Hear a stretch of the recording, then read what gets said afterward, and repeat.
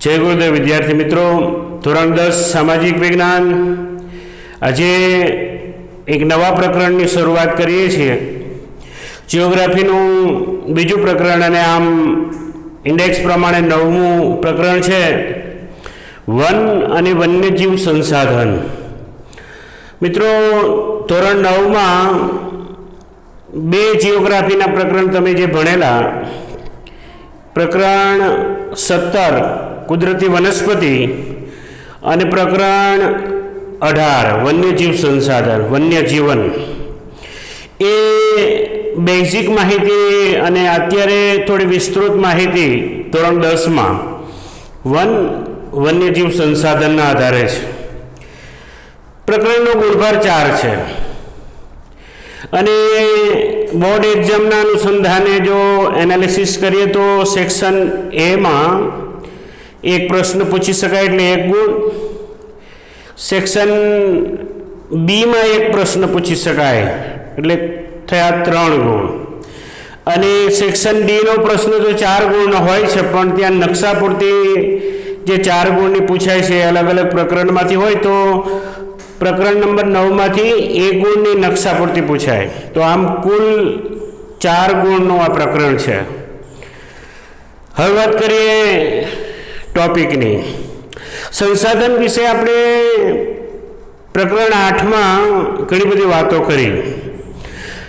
ए उपरथी आपणे एक बात ख्याल आवे कि मनुष्यनुं जे जीवन छे एनुं अस्तित्व छे अने ए अस्तित्व होय कि आपणो जे कंई पण विकास यात्रा छे, जे कंई सांस्कृतिक विकास थयो छे, ए विकास में कोई महत्वपूर्ण भूमिका भजवतुं होय तो ए छे संसाधन। अलग अलग प्रकारना जे संसाधनों है ये अपनी जरूरियातों की पूर्ति करे। जल एक संसाधन है, जमीन एक संसाधन है, जंगल एक संसाधन है, खनिज एक संसाधन है। आवा घણા બધા संसाधनों ए ईश्वरे आपेली अमूल्य भेट समझी शकाय। आज आपणे एवानुं एक संसाधन जंगलनी वात करवानी छे। मित्रों, प्रकरण 17 धोरण 9 में આપણે 2 વ્યાખ્યા જોઈતી। એક વન એટલે શું, જંગલ કોને કહેવાય અને તેમાં વસતા હોય પ્રાણીઓ વિશે પ્રકરણ 18 માં વાત કરી હતી। તો ડેફિનેશન જે 9મા ધોરણમાં આપણે જોઈ ગયા જંગલની વનની, બહુ સરળ વ્યાખ્યા છે। મનુષ્યની સહાય વગર ઉગતી વિકસતી वनस्पति ने कुदरती वनस्पति कहवाय। आई बात त्यारे करी थी। ए वर्जिन पण गणी शकाय, अक्षत वनस्पति पण गणी शकाय। आवी वनस्पतिनो जे समूह होय एमां झाड़ी झांखड़ा आवी जाय, वेल लताओ आवी जाय, तमाम प्रकारनी वनस्पतिओ आवी जाय। ए वनस्पतिओना विशाळ समूहने जंगल कहेवाय। डेफिनेशन ऑफ फॉरेस्ट तमाम प्रकार की समुच्च वनस्पति, समुच्च शब्द टेक्स्ट बुक में तमारे वापरो ज, तमाम एवी वनस्पति के जे कुदरती रीते उगी निकली है एना विशाल समूह ने जंगल के वन कहवाय। आवी ज्यां गाढ़ वनस्पति है, जंगलों है, त्या वन में वसता होय एवा प्राणीओ, ए वन्य प्राणीओ, आ बेनी बात आपणे आ प्रस्तुत प्रकरण में करवाना छीए। सौ प्रथम बात करशुं वननी, वनस्पतिनी, जंगलोनी बात करवानी छे। तो विविध प्रकारे जंगलोनुं वर्गीकरण थाय। पहेला आपणे जंगलोना वर्गीकरणथी शरूआत करीए।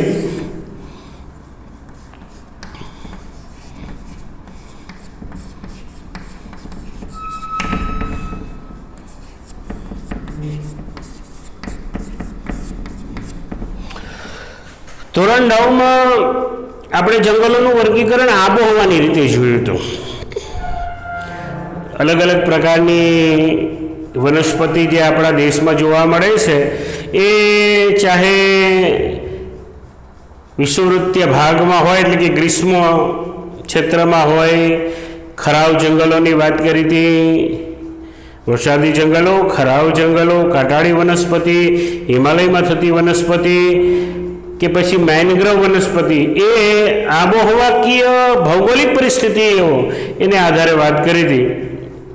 એટલે આપણે એનું પુનરાવર્તન નથી કરતા. તમે જે ધોરણ 9માં ભણી ગયા છો, અત્યારે આપણે જેની વાત કરશું એ વહીવટી હેતુસર જંગલોનું જે વર્ગીકરણ કરવામાં આવ્યું છે. તો જંગલોનું વર્ગીકરણ વહીવટી હેતુસર, વહીવટી દ્રષ્ટિએ 3 રીતે થાય. આ વર્ગીકરણ છે એ હેતુ છે વહીવટી હેતુસર. વહીવટ જે થતો હોય વહીવટની દ્રષ્ટિએ જોઈ રહ્યા છીએ.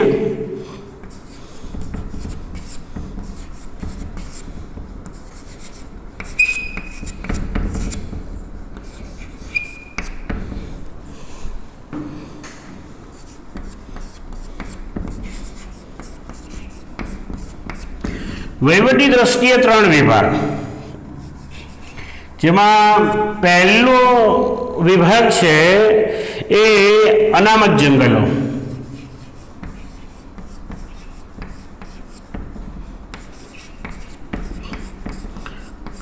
અંગ્રેજીમાં એને રિઝર્વ ફોરેસ્ટ કહેવાય, રિઝર્વડ ફોરેસ્ટ.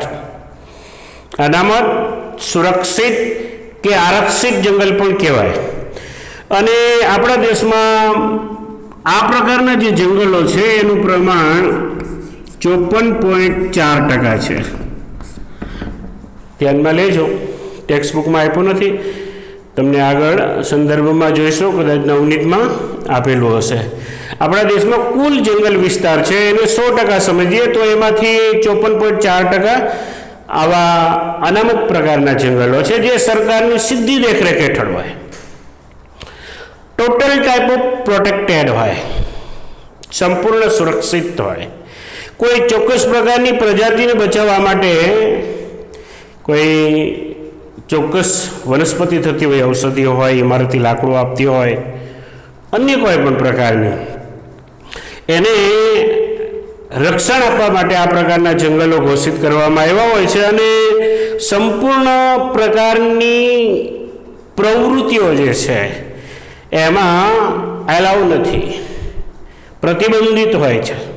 એટલે સીધી સરકારની દેખરેખ હેઠળ હોય કે લાકડા કાપવા, પશુ ચરાણ, આવી કોઈ પ્રવૃત્તિ કે જેને માન્યતા આપવામાં આવતી નથી. દેશમાં કુલ જંગલ વિસ્તારના 54% ભાગમાં આ પ્રકારના જંગલો છે. ત્યાર પછી બીજો પ્રકાર છે સંરક્ષિત.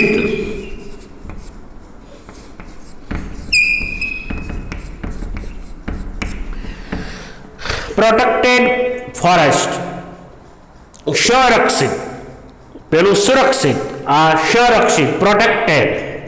અહીંયા સ્થાનિક લોકોને આંશિક છૂટછાટ સાથે, સંપૂર્ણ છૂટછાટો હોતી નથી પણ કેટલીક છૂટછાટો સાથે પશુચરણ કે અન્ય પ્રવૃત્તિઓની છૂટ આપવામાં આવતી હોય છે. એ પ્રકારના જંગલો એ સંરક્ષિત પ્રોટેક્ટેડ જંગલો કહેવાય. અને દેશમાં કુલ જંગલ વિસ્તારના 29.2% વિસ્તારમાં આ પ્રકારના જંગલો છે. ત્રીજો પ્રકાર છે બિન વર્ગીકૃત.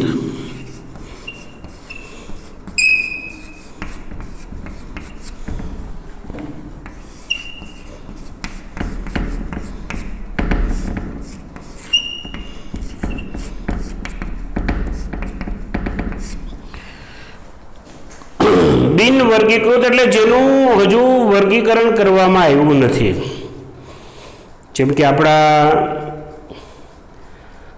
દેશના પૂર્વોત્તર રાજ્યો છે, હિમાલયના ગીચ ગાઢ જંગલવાળા ભાગ, ત્યાં હજુ વર્ગીકરણ થઈ શક્યું નથી. એવા વિસ્તારોને અનક્લાસિફાઈડ ફોરેસ્ટ તરીકે ઓળખવામાં આવે, બિન વર્ગીકૃત જંગલો કહેવાય. અને મોટે ભાગે કુલ જંગલ વિસ્તાર છે એના 16.4% જંગલ વિસ્તાર બિન વર્ગીકૃત પ્રકારનું છે.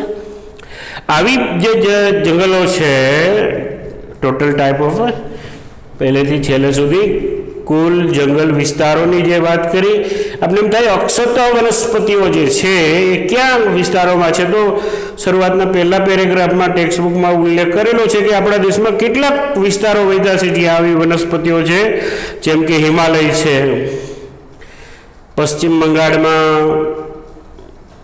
ગંગા નદીનો ફાટો હુગલી ભાગીરથી એનો મુખ ત્રિકોણ પ્રદેશ જે સુંદરવન છે, એ ઉપરાંત થરનું રણ છે, ત્યાં આવી અક્ષત વનસ્પતિઓ છે. એ પણ આ પ્રકારની વનસ્પતિઓના જે એક ભાગ છે, કુદરતી વનસ્પતિનો જે એક ભાગ છે, એ શરૂઆતમાં આગળ વાત આવી ગઈ હતી. તો 2 ગુણમાં પૂછી શકાય એવો પ્રશ્ન છે. જંગલોનું વર્ગીકરણ વહીવટી હેતુસર 3 પ્રકારે થાય: અનામત જંગલો, સંરક્ષિત જંગલો અને બિન વર્ગીકૃત જંગલો. પ્રમાણ સહિત ઉલ્લેખ કરવો. હવે આપણે વાત કરશું માલિકી, વહીવટી અને વ્યવસ્થાપન. આ ત્રણેય દ્રષ્ટિએ જોઈએ તો માલિકીની દ્રષ્ટિએ જંગલો સામાન્ય રીતે કયા જંગલો કયા પ્રકારના કહેવાય? તો માલિકીની દ્રષ્ટિએ પણ જંગલોને 3 વિભાગમાં વહેંચવામાં આવે. માલિકીના આધારે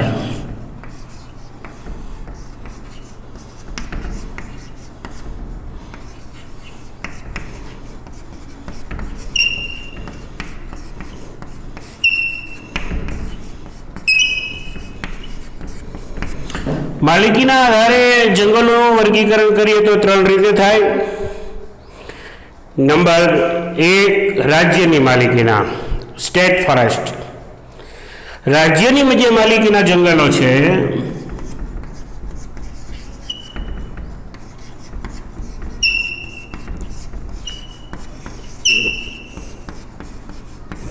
એ સીધી જ સરકારની દેખરેખ હેઠળ હોય. હમણાં જે આપણે વહીવટી હેતુસર જંગલોના પ્રકારની વાત કરી હતી, એ પ્રકારના જંગલો હોય રાજ્ય સરકાર અથવા તો કેન્દ્ર સરકાર, સ્ટેટ ગવર્મેન્ટ ઓર સેન્ટ્રલ ગવર્મેન્ટ, એના સીધી દેખરેખ હેઠળ, એમની સીધી માલિકી હેઠળના જે જંગલો છે એ પ્રકારના જંગલોને રાજ્ય માલિકીના જંગલો કહેવાય. બીજો પ્રકાર છે એ સામાજિક માલિકી. બીજો પ્રકાર છે સામુદાયિક. સામુદાયિક જંગલો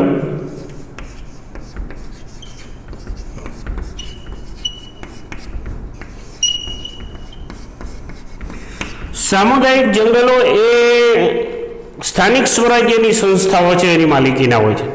તો આપણે નાગરિક શાસ્ત્રમાં એ વાત ભણી ગયા છે કે આ સ્થાનિક સ્વરાજ્યની સંસ્થાઓમાં કઈ સંસ્થાઓનો સમાવેશ થાય? ગ્રામ પંચાયત, તાલુકા પંચાયત, જિલ્લા પંચાયત, નગરપાલિકા, મહાનગરપાલિકા, આ બધાને સ્થાનિક સ્વરાજ્યની સંસ્થાઓ કહેવાય. એવી સંસ્થાઓની માલિકીના જે જંગલો હોય એને સામુદાયિક જંગલો કહેવાય. કેટલાક જંગલો ખાનગી જંગલો હોય છે, પ્રાઇવેટ ફોરેસ્ટ.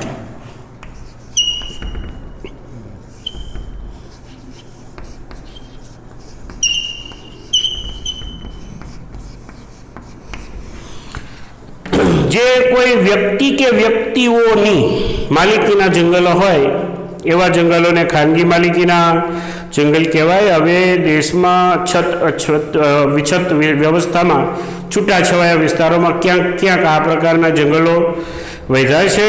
જેમ કે મેઘાલયમાં છે, પંજાબમાં છે, હિમાચલમાં છે, ત્યાં આ પ્રકારના જંગલો છે. ટૂંકા પ્રશ્ન માટે ઉપયોગી થઈ શકે એવી માહિતી. કયા વિસ્તારમાં છે? તો એ મેઘાલયમાં છે, પંજાબમાં છે, હિમાચલ પ્રદેશમાં આવા પ્રાઇવેટ ફોરેસ્ટ છે.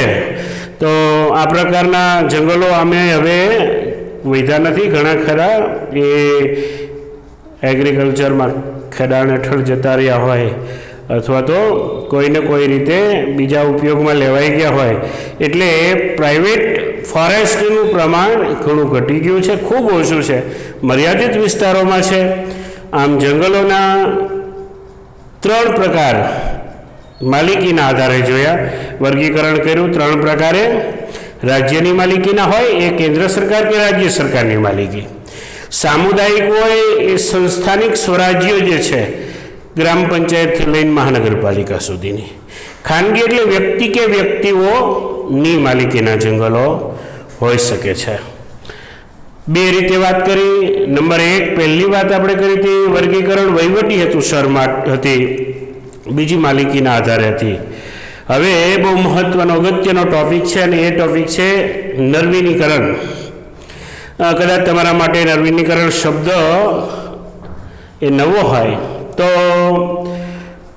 જંગલોનું નવીનીકરણ એટલે જંગલનો વિનાશ. 9મા ધોરણમાં જંગલ વિનાશ શબ્દ વાપરેલો હતો અને એના ઉપાયોની વાત પણ આપણે એ સમયે કરેલી. તો જંગલનું પતન થઈ રહ્યું છે એના માટે માત્ર ને માત્ર માણસ જવાબદાર છે.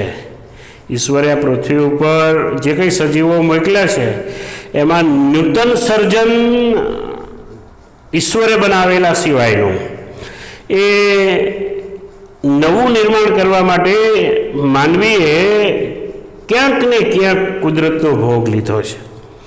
ક્યાંક ને ક્યાંક કુદરતી જે તત્વ છે એનો ઉપયોગ કર્યો છે. એટલે મનુષ્ય જાતિએ પોતાના વિકાસ માટે, માનવ સંસ્કૃતિના વિકાસ માટે સાયન્સ અને ટેકનોલોજીનો ઉપયોગ લઈને આ કુદરતી તત્વોનો ઉપયોગ કર્યો છે. એમાંનું એક કુદરતી તત્વ છે આ વનસ્પતિ, વૃક્ષો, જંગલ. અને પરિણામે જંગલમાં ક્યાંક ને ક્યાંક જંગલનો વિનાશ થયો છે. બહુ મોટા પ્રમાણમાં અત્યારે તો વિકાસ થઈ રહ્યો છે અને એ વિકાસ માટે કુદરતી, ચાહે તે જળ હોય, જમીન હોય કે જંગલો હોય, એનો ભોગ લેવાઈ રહ્યો છે. આપણે વાત જંગલના અનુસંધાને કરી રહ્યા છીએ એટલે કુદરત દ્વારા સર્જાયેલી આ સૃષ્ટિ, એમાંનું વૃક્ષો છે એનું ખૂબ મોટા પ્રમાણમાં નિકંદન નીકળી રહ્યું છે. આમ માનવ સર્જિત અને કુદરતી પરિબળો બંને ભૂમિકા ભજવતા હોય, પણ કુદરતી રીતે વૃક્ષોને જે ક્ષતિ થતી હોય, માનો કે જોરદાર વાવાઝોડું આવે, દાવા નળ લાગે અને વૃક્ષોને ક્ષતિ થતી હોય છે, પણ એ કુદરતી રીતે પૂરાઈ જતી હોય છે એટલે એનો કોઈ બહુ મોટી ઘાટી આવતી નથી. પણ જે કપાઈ રહ્યા છે વૃક્ષો, જે ઝડપથી કપાઈ રહ્યા છે, વિષુવવૃત્તીય જંગલો પણ ખૂબ ઝડપથી કપાઈ રહ્યા છે. પર્યાવરણવિદો માટે આમ તો પૂરી દુનિયા માટે એક ચિંતાજનક ગણી શકાય, પણ જે ચિંતકો છે એ આ વિશે મનુષ્યનું ધ્યાન, સમગ્ર મનુષ્ય જાતિનું ધ્યાન દોરી રહ્યા છે કે જો આપણે જ પર્યાવરણનું જતન નહીં કરીએ તો જે ડાળ ઉપર આપણે બેઠા છીએ એ જ ડાળને આપણે કાપી રહ્યા હોય એવું થઈ રહ્યું છે. કેમ કે આખરે આપણે પણ પર્યાવરણનો એક હિસ્સો છે. મૃદાવરણ, જલાવરણ, વાતાવરણ અને જીવાવરણ. તો એ જીવાવરણનો જ આપણે એક અંશ. એટલે સમગ્ર પર્યાવરણને જે નુકસાન થઈ રહ્યું છે એમાંનું એક જે વાતાવરણને ઓક્સિજન પૂરો પાડે છે એવા વનસ્પતિને એ આપણે નુકસાન પહોંચાડી રહ્યા છીએ. આના માટે મનુષ્ય જીવનનો હસ્તક્ષેપ એ કુદરતની તુલનામાં ઘણો વધારે છે. એટલે સમય હવે આવી ગયો છે કે આપણે પર્યાવરણના એ વિચાર કરવો પડશે, નહીંતર ભવિષ્યમાં ખૂબ મોટી મુશ્કેલીઓનું સર્જન થશે. હવે કઈ કઈ અસરો વર્તાવા લાગી છે, રિએક્શનો શું છે? જંગલો ખૂબ ઝડપથી કપાઈ રહ્યા છે. એનું પરિણામ જો સૌથી મોટી વાત તો એ છે કે ઓક્સિજન આપણને આપનારું સૌથી મોટું ઓક્સિજન દાતા હોય તો એ વનસ્પતિ છે, વૃક્ષ છે. ખૂબ ઝડપથી જંગલો કપાઈ રહ્યા છે એટલે ઓક્સિજનની માત્રા ઘટી રહી છે અને CO2 કાર્બન ડાયોક્સાઇડની માત્રામાં વધારો થયો છે. એટલે વૈશ્વિક તાપ વૃદ્ધિ થાય, ગ્રીનહાઉસ ઇફેક્ટ થાય. બીજી મહત્વની વાત છે કે જે વૃક્ષો હોય ત્યાં ભારે વરસાદ પડવાથી જમીનનું ધોવાણ થાય ન થાય. ખેતી લાયક જમીનનું ધોવાણ થઈ રહ્યું છે. તો આ બધા અસરો છે. કાર્બન ડાયોક્સાઇડનું પ્રમાણ વધવું, ગ્રીનહાઉસ ઇફેક્ટ થવી, વૈશ્વિક તાપ વૃદ્ધિ થવી, જમીન ધોવાણ થવું, રણનું આગળ વધવું, નાના નાના મુદ્દાઓ છે, બહુ સરળતાથી યાદ રહી જાય એવા છે. ધોરણ 9માં પણ આપણે આ વાત કરી હતી, એટલે સમજી શકો એવી વાત છે. રણને હા એના વિરુદ્ધ છે ઉપાયો. જો એને આ બધું છે એને વિપરીત લેતા જાઓ તો એના ઉપાયો થઈ જશે. આ બધી જગ્યાએ અટકાવવાના પ્રયાસો એના ઉપાયો હશે. આ તો રિએક્શનો છે કે કાર્બન ડાયોક્સાઇડમાં વૃદ્ધિ થઈ છે, વૈશ્વિક તાપ વૃદ્ધિ થઈ છે, ગ્રીનહાઉસ ઇફેક્ટ થઈ છે, જમીનનું ધોવાણ વધી રહ્યું છે, સાથે સાથે દ્વીપકલ્પીય ભાગ છે ભારતનો, ત્યાં જંગલો છે, ત્યાં જંગલ વિસ્તાર ખૂબ ઝડપથી ઘટી રહ્યો છે. ભારે વરસાદના ક્ષેત્રોમાં તો ગાઢ જંગલો હોય એ ભાગ ઘટી રહ્યો છે, અને પરિણામ શું આવે તો કે જંગલમાં જે વસે છે વન્ય પ્રાણીઓ, એ વન્ય પ્રાણીઓ નિરાશ્રિત બને. કેટલાક હિંસક પ્રાણીઓ આ જંગલથી બહાર નીકળીને માનવ વસાહત સુધી ઘૂસી જાય છે, ત્યાં એના પાલતુ પ્રાણીઓનો શિકાર કરે છે. આવું કેમ થાય છે? તો એનો એક જ જવાબ છે, અને એ છે કે ખરેખર તો એ પ્રાણીઓ આપણા જીવનમાં, મનુષ્ય જીવનમાં દખલઅંદાજી નથી કરતા, એમના જીવનમાં આપણે જે દખલઅંદાજી કરી છે એનું રિએક્શન છે, એનું પરિણામ છે. એટલે જંગલો જ નહીં રહે, જંગલો કપાઈ જશે તો કાં તો એ જાતિઓ જે ખાસ કરીને તૃણાહારી છે એ નાશ થઈ જાય.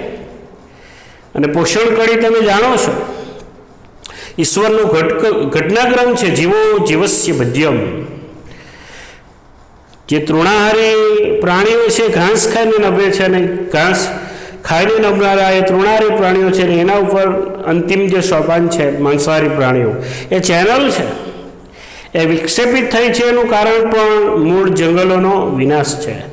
એટલે વન્ય પ્રાણીઓ જે છે ઘણી વખત ખોરાકની શોધમાં એ આપણે જે માનવ વસાહતો છે, ખાસ કરીને જે જંગલ વિસ્તારો છે એની આસપાસના રહેણાંક વિસ્તારોમાં એના પાલતુ પ્રાણીઓનો શિકાર કરે છે. આવું દરરોજ આપણે ટેલિવિઝન કે વર્તમાનપત્રના માધ્યમથી જોઈએ છીએ, જાણીએ છીએ. અત્યારે આપણને કદાચ આશ્ચર્ય થતું હોય કેમ કે આપણે જંગલ વિસ્તારથી દૂર વસીએ છીએ, પણ જે લોકો જંગલ વિસ્તારની નજીક રહે છે એ લોકો માટે તો આ દૈનિક ઘટનાક્રમ છે. એ લોકો તો અવારનવાર આ વસ્તુને જુએ છે. પણ સાચું સમજવાની વાત છે કે એવું ઘટવાનું કારણ શું છે? તો એ કારણ છે કે જંગલોની માત્રા ઘટી રહી છે. એટલે જો પ્રાણીઓને બચાવવા હોય, નિરાશ્રિત થતા, જેનો આશરો છીનવાઈ રહ્યો છે એ નિરાશ્રિત થતા બચાવવા હોય તો જંગલોને બચાવવા જોઈશે. અને હવે અગત્યનો પ્રશ્ન છે, થોડો દીર્ઘ પ્રશ્ન છે, અને એ છે વન સંરક્ષણ માટેના ઉપાયો. શું કરી શકાય? વન્ય ક્ષેત્ર જે છે, વન્યલ ક્ષેત્રને બચાવવા માટેના પ્રયાસો શું કરી શકાય? શું વિકાસની ગતિને અટકાવી દેવી, જંગલો ઉપરની નિર્ભરતા ઘટાડી દેવી, અથવા તો બંધ કરી દેવી? શું કરી શકાય? તો એ કેટલાક સરસ મજાના સૂચનો આપવામાં આવ્યા છે.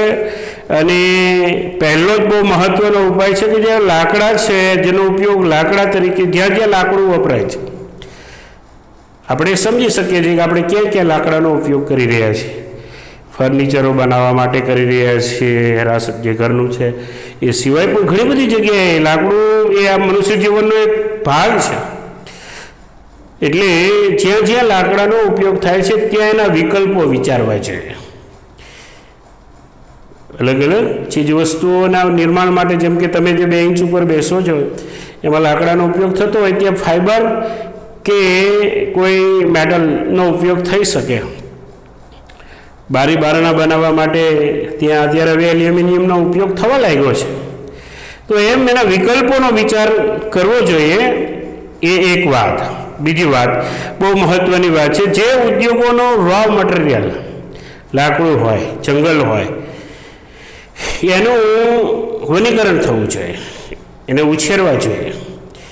જેટલા કપાતા જાય એ પ્રમાણે, જેમ કૃષિ પાક આપણે લઈએ છીએ એ સતત લેતા હોય, તો એમ જે વૃક્ષો કપાય છે એ પ્રકારનું એનું પ્લાન્ટેશન થવું જોઈએ અને નવા ઉમેરાતા જવા જોઈએ. ત્રીજી વાત, ઇકો ટુરિઝમ વિકસાવવું જોઈએ, ઇકો ફ્રેન્ડલી હોવું જોઈએ.